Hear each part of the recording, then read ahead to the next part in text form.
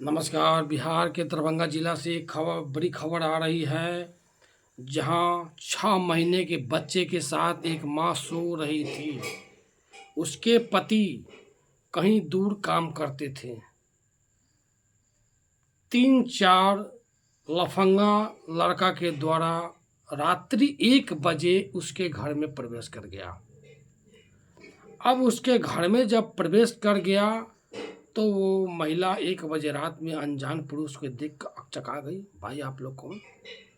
उसे डरा धमका कर अपने वश में कर लिया।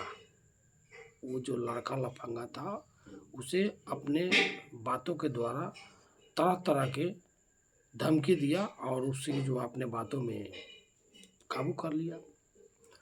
अब वो महिला जो है उसकी बातों में आ गई, जो कहेगा सो करना पड़ेगा उसको। डरा धमका दिया। रात के 1 बजे उसके पति जो है कहीं दूर काम करने गया हुआ है।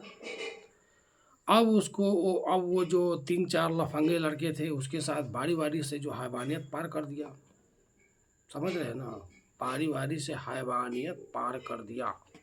जी हाँ, बिहार के दरभंगा जिला से यह सबसे बड़ी खबर आ रही है, जो कि 6 महीने के एक बच्ची के साथ मां सो रही थी।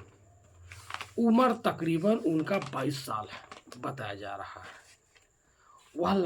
अब महिला सो रही थी, उसके पति अब्सेंट था, किसी काम कहीं दूर काम करता था, तो वो अपने ड्यूटी में उसको उस दिन काफ़ी विलम्ब हो गया, जिसके लेकर जो है घात लगाए कुछ लोग जो है इंतज़ार में ही था, या उसे पता चल गया होगा जो आज वो नहीं आने वाला है। तो वो क्या किया, 3-4 अपराधी प्रवृत्ति के लफंगा टाइप के लोग उसके घर में प्रवेश करके जो है उसके साथ से बारी बारी से हैवानियत पार कर दिया।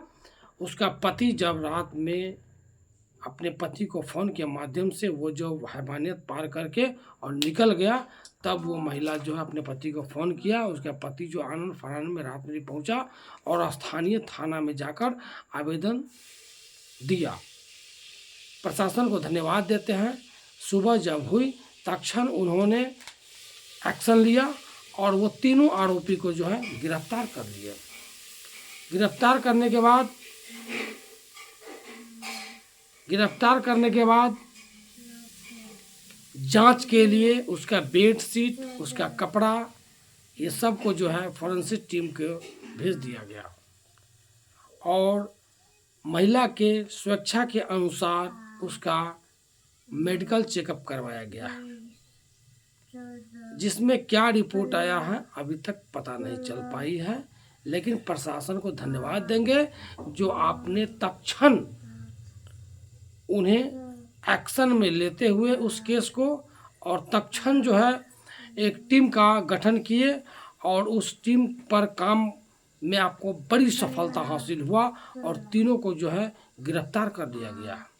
पुलिस अब रिमांड पर उसे लेगी और उससे पूछताछ करेगी। सकारेगा क्यों नहीं, क्योंकि वो तो खुद गलत किए हुआ है और उसको सकारना ही पड़ेगा। हमारे देश में अगर प्रशासन न होता तो अपराध इतना चरम सीमा हो जाता, जो आदमी आदमी को खा जाता और एक दूसरे माँ बहन को जो है सुरक्षित नहीं रह पाता। प्रशासन को हम धन्यवाद देते हैं जो अपनी कार्यशैली के भांति हमारे देशवासियों को, पूरे देशवासियों को सुरक्षित महसूस करने में जो है प्रशासन की कहीं न कहीं बड़ी अहम भूमिका है। उनकी थोड़ी सी नज़र अगर बंद हो जाती है तो कई बड़े बड़े वारदात को अंजाम देते हैं बड़े बड़े अपराधी, जिसको लेकर जो है फिर उन्हें जो है एक टीम का गठन करना पड़ता है और उसके पीछे 1-2 दिन लगना पड़ता है और वह पूर्णतः जो है गिरफ्तार हो ही जाता है। भैया, अपराध पाप कभी छपता नहीं है। पाप की घड़ा जब बढ़ता है तो फटता ही है।